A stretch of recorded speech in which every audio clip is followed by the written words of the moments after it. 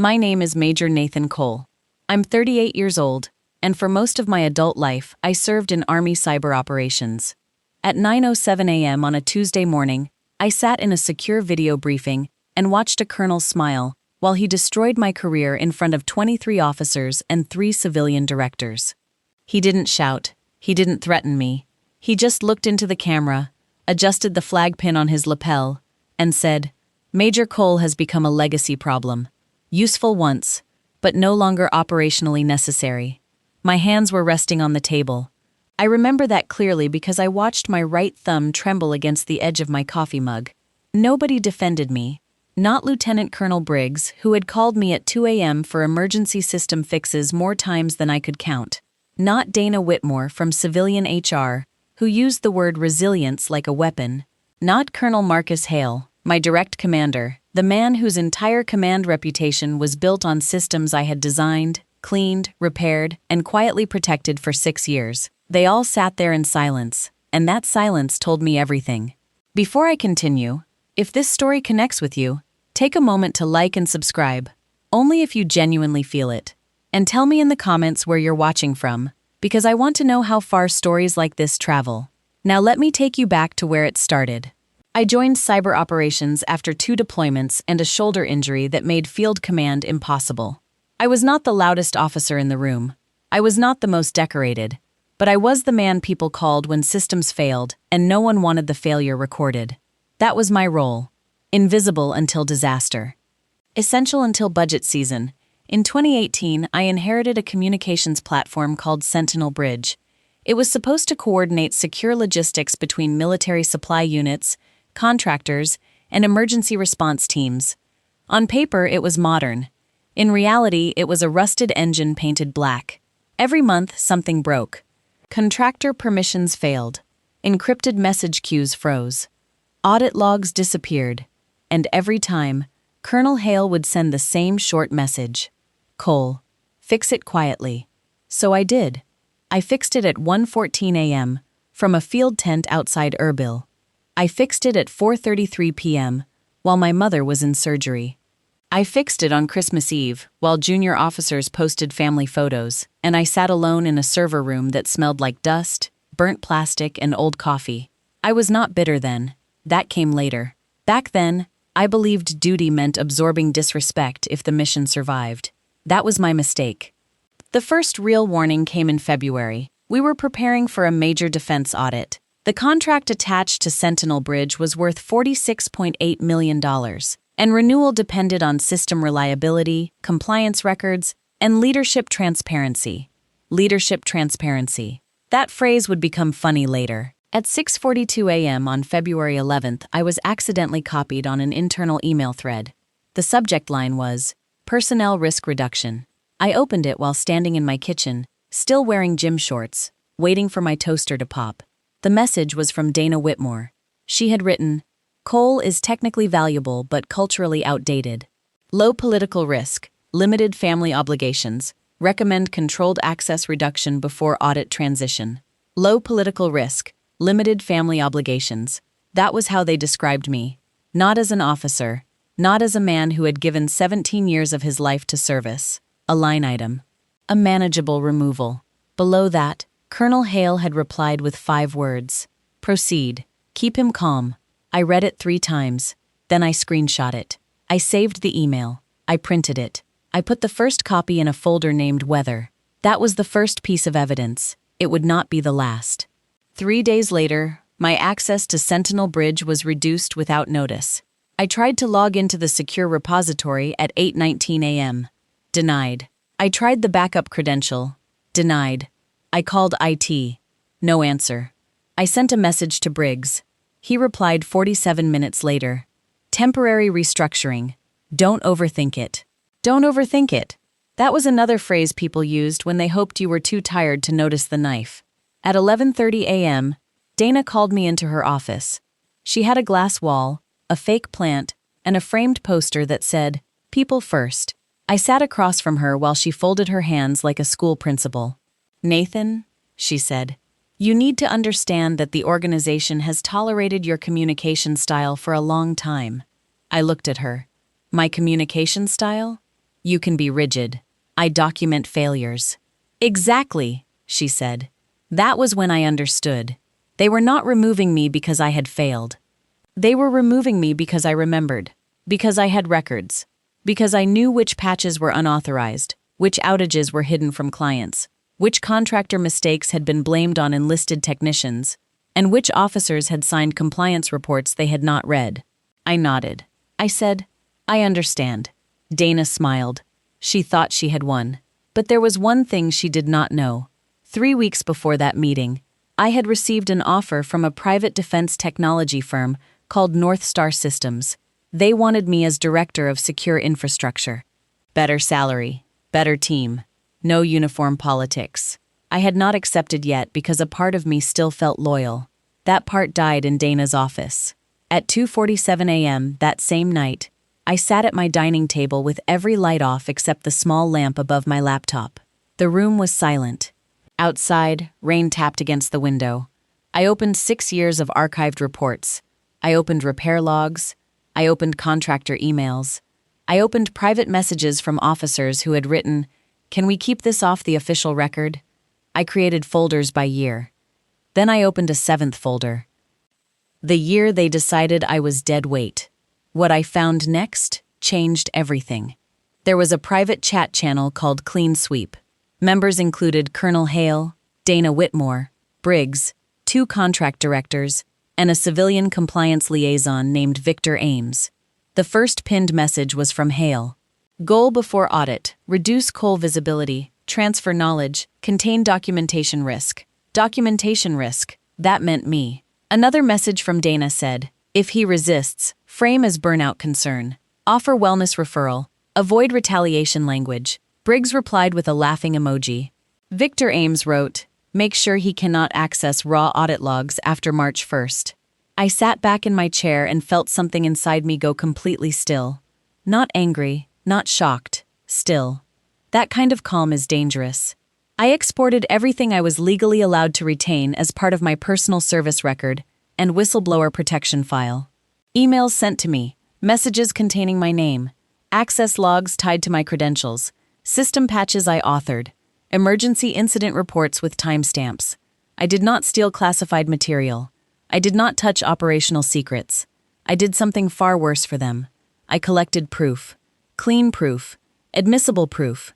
Proof with dates, names, and signatures. For 2 weeks, I played dumb. I attended meetings. I nodded when they explained systems I had built. I watched a civilian contractor misidentify my own code during a briefing and call it legacy clutter. Colonel Hale looked at me and said, Major, you're quiet today. I said, just listening, sir. He smiled. That was his first mistake. The audit week began on a Monday. At 7:55 a.m., I received my official reassignment memo. Temporary advisory role. No system ownership. No external client communication. No authority over Sentinel Bridge. They thought removing my title removed my value. But every major defense client attached to that platform had my number saved. Not Hale's, not Briggs's, mine. Because when the system failed, I answered. When the dashboards froze before convoy approvals, I answered. When data packets vanished before congressional reporting, I answered. I never asked them for loyalty. I had only earned it. At 8:40 a.m., I called my contact at Meridian Defense Logistics. Her name was Evelyn Ross. She had worked military procurement for 31 years and had the kind of voice that made generals sit straighter. I said, Evelyn, I'm calling as a courtesy. I may be transitioning out of my current role. Silence. Then she said, Are they removing you before the audit? I did not answer. She exhaled. Nathan, tell me what I'm allowed to know. So I told her the truth within legal limits. No drama. No accusations. Just facts. Access changed. Responsibility shifted. Continuity risk. Documentation available through proper channels. She said one sentence. Send me your personal contact. By noon, 4 other clients had called me. By 3:12 p.m., North Star Systems called again. Their CEO, Rebecca Sloan, said, Nathan, whatever is happening over there, our phone is ringing. I said, Then you should answer carefully. She paused. Then she said, Have you accepted our offer? Not yet. What would it take? I looked at the folder on my desk. Weather, I said. A legal team, a protected reporting channel, and room for the people they're about to bury. She said, done. The next morning, at 9:07 a.m., Colonel Hale publicly called me a legacy problem. That was the moment I mentioned at the beginning, the moment my thumb trembled against the coffee mug, the moment 26 people learned what kind of man he was. But they did not know what kind of man I had become. At 9:31 a.m., I sent my resignation. The subject line was simple: Notice of Departure and Continuity Risk Statement. I sent it to Colonel Hale. I copied Dana. I copied Briggs. I copied legal. I copied the audit liaison. And I copied 14 external stakeholders whose contracts depended on the system I had kept alive. The message was calm, professional, precise. I thanked the command for the opportunity to serve. I confirmed my final date. Then I added one paragraph. Due to recent access reductions and leadership-directed removal from Sentinel Bridge continuity processes, I can no longer certify operational stability for systems previously maintained under my oversight. All relevant personal documentation, authorship records, and communication history will be provided through appropriate legal and compliance channels. That was it. No insults, no threats, no emotion. Just truth. The first reply came at 9:44 a.m. Evelyn Ross. Meridian requests immediate contract review. The second came at 9:51. Please provide North Star contact. The third at 10:03. We will pause renewal pending continuity verification. At 10:18, Colonel Hale called me. I let it ring. At 10:19, he called again. I let it ring again. At 10:22, Briggs texted me. What the hell did you do? I replied with 3 words. I documented everything. Then I turned my phone face down. By 11:30, the building changed. You can feel panic before anyone admits it. Doors closed harder.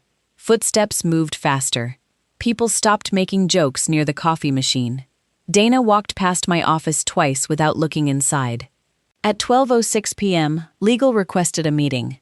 I brought my folder. Inside were 63 pages. Emails, screenshots, access logs, patch histories, the clean sweep messages, and one printed copy of the phrase, proceed, keep him calm. The room had 7 people in it. Colonel Hale sat at the far end of the table. Dana sat to his right. Briggs would not look at me. A civilian attorney named Ms. Calder opened the meeting. Major Cole, we're trying to understand whether your resignation message created unnecessary alarm among stakeholders. I slid the folder across the table. No, ma'am, I said. Your leadership created the alarm. I only time-stamped it. She opened the folder. For the first time that morning, Hale's face changed. Not much, just enough. The color drained from his cheeks in a slow, careful way. Dana leaned forward. What is this? I said. Evidence. Briggs muttered. Nathan, come on. I looked at him. Don't. One word. He stopped. Ms. Calder read the first page, then the second. Then she looked at Colonel Hale. Is this communication authentic? Hale said. Context matters. I almost smiled. That is what guilty people say when the words are real. Context matters. Ms. Calder kept reading. The room went quiet. 3 seconds. 5 seconds. 10. Then she reached the clean sweep export. Dana whispered. That was internal. I said. It was about me. She said. You had no right to. Ms. Calder cut her off. Dana. Just her name.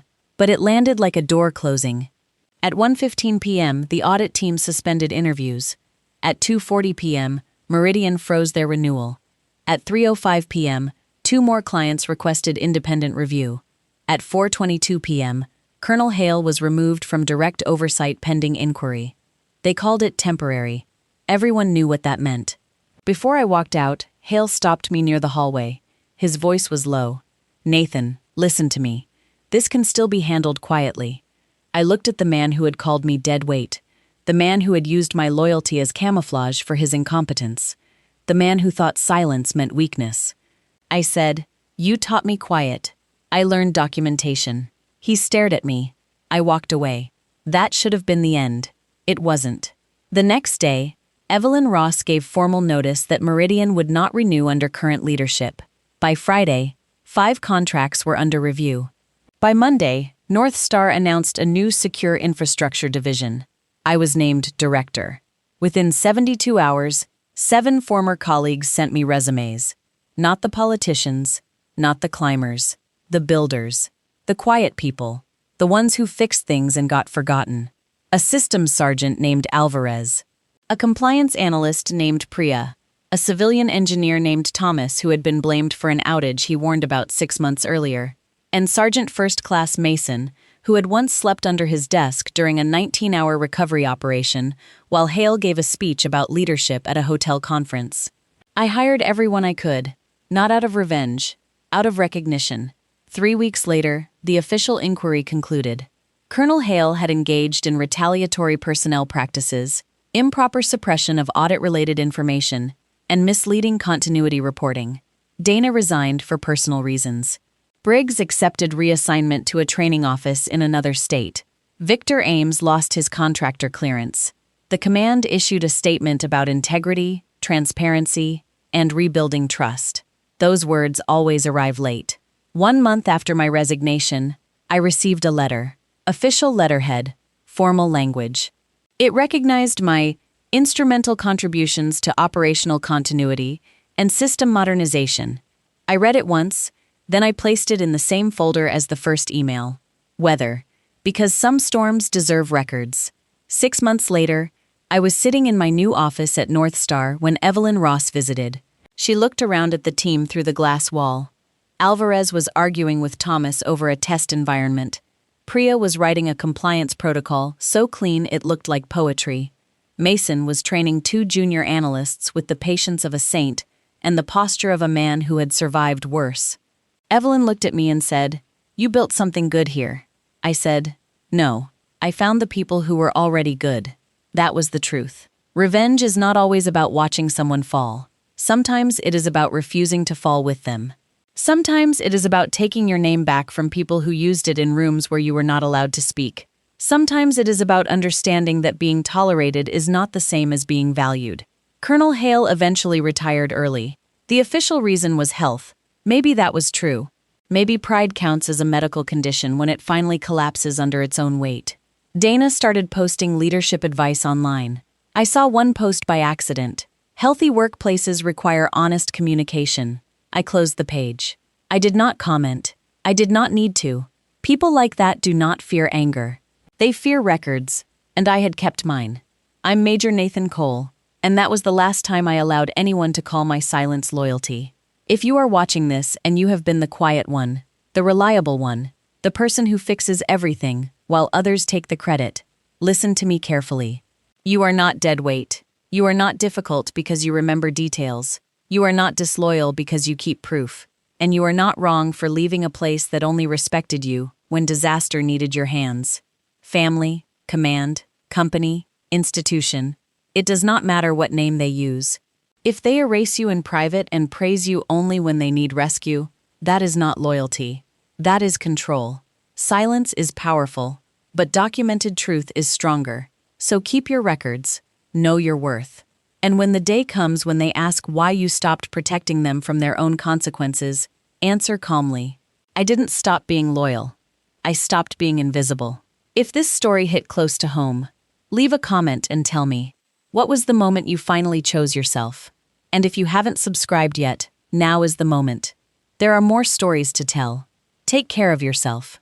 Really, I mean it.